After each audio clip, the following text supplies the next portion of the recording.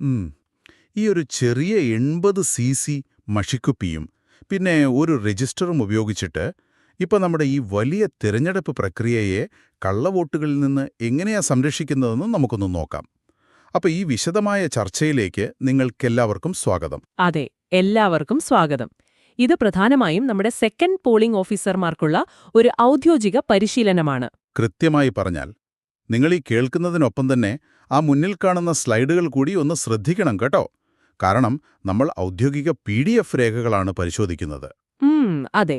ഇതിൽ പ്രധാനമായും വോട്ടർമാരുടെ രജിസ്റ്റർ കൈകാര്യം ചെയ്യുക, പിന്നെ വോട്ടർ സ്ലിപ്പ് നൽകുക, മായ്ക്കാൻ കഴിയാത്ത മഷി പുരട്ടുക, ഈ 3 കാര്യങ്ങളാണ് നമ്മളിന്ന് ഫോക്കസ് ചെയ്യുന്നത്. ശരിയാണ്, ഈ 3 സുപ്രധാന ചുമതലകളാണ് അവർക്കുള്ളത്. അപ്പോ എനിക്കൊരു ചെറിയ സംശയമുണ്ട്.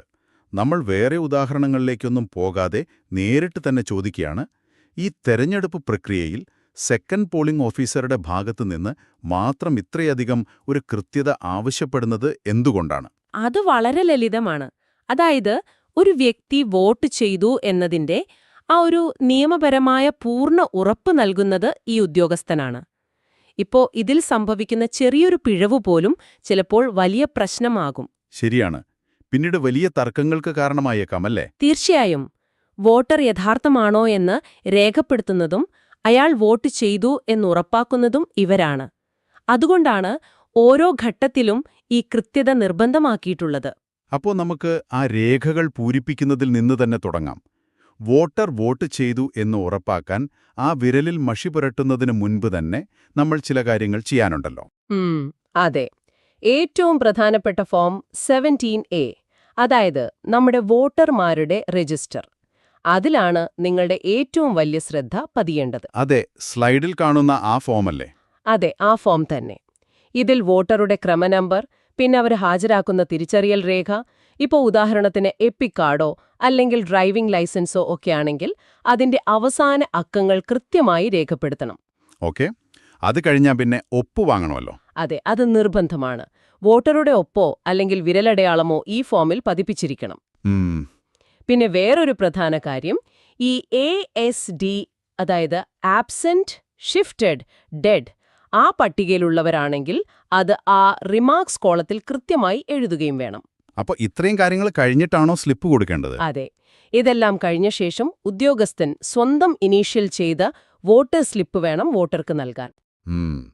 ഇവിടെ എനിക്കൊരു പ്രായോഗിക ബുദ്ധിമുട്ട് തോന്നുന്നുണ്ട്. ഇപ്പോ പോളിംഗ് ബൂത്തിൽ നല്ല നീണ്ട ക്യൂ ഉള്ള സമയത്ത് ആളുകൾക്ക് പെട്ടെന്ന് വോട്ട് ചെയ്തിട്ട് പോകാനായിരിക്കും തിടുക്കം. സ്വാഭാവികമാണല്ലോ അത്. അതെ, ആ ഒരു സമയത്ത് ഈ രേഖകൾ പരിശോധിക്കാനും ഒപ്പും വിരലടയാളവുമൊക്കെ വാങ്ങാനും നമ്മൾ സ്പീഡ് കൂട്ടിയാൽ ഫോമില് തെറ്റുകൾ സംഭവിക്കില്ലേ? അത് വളരെ പ്രസക്തമായൊരു ചോദ്യമാണ്. അവിടെയാണ് ഞാൻ നേരത്തെ പറഞ്ഞ ഫോം 17A നിയമപരമായ പ്രാധാന്യം നിങ്ങൾ മനസ്സിലാക്കേണ്ടത്. ഈ വോട്ടിംഗ് യന്ത്രത്തിലെ കണക്കുകളേക്കാൾ ഉപരി ഇതാണ് ആത്യന്തിക രേഖ. അതായത് നാളെ എന്തെങ്കിലും ഒരു തർക്കം വന്നാൽ ഇതായിരിക്കും ആദ്യം പരിശോധിക്കുക, അല്ലേ? തീർച്ചയായും. തെരഞ്ഞെടുപ്പ് കമ്മീഷൻ പരിശോധിക്കുന്നത് ഈ രേഖയാണ്. അതുകൊണ്ട് അവിടെ വെപ്രാളപ്പെട്ടിട്ട് യാതൊരു കാര്യവുമില്ല. വേഗതയേക്കാളുപരി ഉദ്യോഗസ്ഥനായ നിങ്ങളുടെ പൂർണ്ണ ശ്രദ്ധ ആ രേഖകൾ കൃത്യമാണെന്ന് ഉറപ്പുവരുത്തുന്നതിലാണ് വേണ്ടത്. മനസ്സിലായി. രേഖകൾ പരിശോധിച്ച് ഒപ്പുവന്നു എന്ന് ഉറപ്പാക്കുന്നതിൽ യാതൊരു വിട്ടുവീഴ്ചയും പാടില്ല കേട്ടോ. ഉറപ്പുവരുത്തി. ഇനിയിപ്പോ ഈ വ്യക്തി തന്നെ വീണ്ടും മറ്റൊരു ബൂത്തിൽ പോയി വോട്ട് ചെയ്യാൻ ശ്രമിക്കില്ല എന്നുറപ്പാക്കുന്നതാണ് അടുത്ത ഘട്ടം. അതെ, അവിടെയാണ് നമ്മുടെ രണ്ടാമത്തെ ആയുധം വരുന്നത്, മായ്ക്കാൻ കഴിയാത്ത മഷി. നിങ്ങളുടെ മുന്നിലുള്ള സ്ലൈഡിൽ കാണുന്ന 80cc കുപ്പിയിലുള്ള മഷിയാണ് ഇതിനായി ഉപയോഗിക്കുന്നത്. ഈ മഷി പുരട്ടുന്നതിലും ചില കൃത്യമായ നിയമങ്ങളുണ്ടല്ലോ. അതെ, നഖത്തിന്റെ മുകൾ ഭാഗത്ത് തുടങ്ങി വിരലിന്റെ ആദ്യ സന്ധി വരെ, അതായത് ഫസ്റ്റ് ജോയിന്റ് വരെ നീളത്തിലാണ് ഈ മഷി പുരട്ടേണ്ടത്. പക്ഷേ ഞാൻ ആ സ്ലൈഡിലേക്ക് നോക്കുമ്പോൾ വേറൊരു കാര്യം ശ്രദ്ധിച്ചു. സാധാരണ വോട്ടർക്കും പിന്നെ മറ്റു ചിലർക്കുമൊക്കെ ഒരേ വിരലിലല്ല മഷി പുരട്ടേണ്ടത് എന്ന് കാണുന്നുണ്ടല്ലോ. അത് വളരെ പ്രധാനപ്പെട്ട ഒരു പോയിന്റാണ്. എല്ലാവർക്കും ഒരേ വിരലിലല്ല. ഇപ്പോ ഒരു സാധാരണ വോട്ടർക്ക് എപ്പോഴും ഇടത് കൈയിലെ ചൂണ്ടുവിരലിലാണ് മഷി പുരട്ടേണ്ടത്. അപ്പോ പ്രോക്സി വോട്ടർ ആണെങ്കിലോ? പ്രോക്സി വോട്ടർക്കാണ് പുരട്ടുന്നതെങ്കിൽ അത് ഇടത് കൈയിലെ നടുവിരലായിരിക്കണം. ഇനിയിപ്പോ അന്ധരോ അവശരോ ആയ വോട്ടർമാർക്ക് വോട്ട് ചെയ്യാൻ ഒരു സഹായി വരുമല്ലോ. അതെ, വരും. ആ സഹായിക്കാണ് നിങ്ങൾ മഷി പുരട്ടുന്നതെങ്കിൽ അവരുടെ വലത് കൈയിലെ ചൂണ്ടുവിരലിലാണ് പുരട്ടേണ്ടത്. വലത് കൈയിലെ ചൂണ്ടുവിരൽ. ഉം. പക്ഷേ ഇപ്പോ ഉദ്യോഗസ്ഥർക്ക് ഒരു അബദ്ധം പറ്റി, വിരൽ മാറിപ്പോയിന്ന് കരുതുക.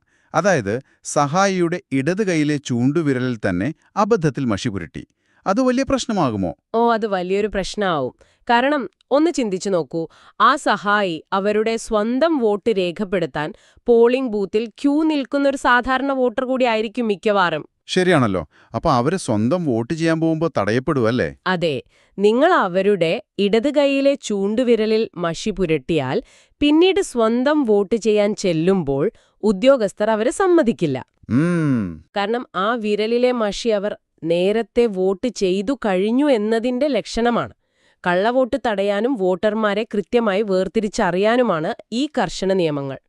ഓക്കെ, അപ്പോ പോളിംഗ് ഉദ്യോഗസ്ഥരുടെ ഈയൊരു കൃത്യതയാണ് യഥാർത്ഥത്തിൽ ഒരാളുടെ വോട്ടവകാശം സംരക്ഷിക്കുന്നത്. അല്ലാതെ വെറുതെ ഒരു മഷിപുരട്ടൽ മാത്രമല്ല അത്. തീർച്ചയായും അല്ല. സെക്കൻഡ് പോളിംഗ് ഓഫീസറുടെ ഈയൊരു കൃത്യതയാണ് തെരഞ്ഞെടുപ്പിന്റെ സുതാര്യത കാത്തുസൂക്ഷിക്കുന്നത് എന്ന് തന്നെ പറയാം. അപ്പോൾ കാര്യങ്ങളെല്ലാം വളരെ വ്യക്തമാണ്. വെറുമൊരു ഉദ്യോഗസ്ഥൻ എന്നതിലുപരി നമ്മൾ ഈ ചർച്ച ചെയ്ത രേഖകളുടെ, അതായത് ഫോം 17A യഥാർത്ഥ സൂക്ഷിപ്പുകാരനും വോട്ട് ചെയ്തതിന്റെ അന്തിമ അടയാളം നൽകുന്ന നിർണായക വ്യക്തിയുമാണ് സെക്കൻഡ് പോളിംഗ് ഓഫീസർ. അതെ, ആ ഒരു ഉത്തരവാദിത്തം വളരെ വലുതാണ്. അപ്പോ ഈ പരിശീലനത്തിൽ പങ്കെടുത്ത എല്ലാവർക്കും നന്ദി.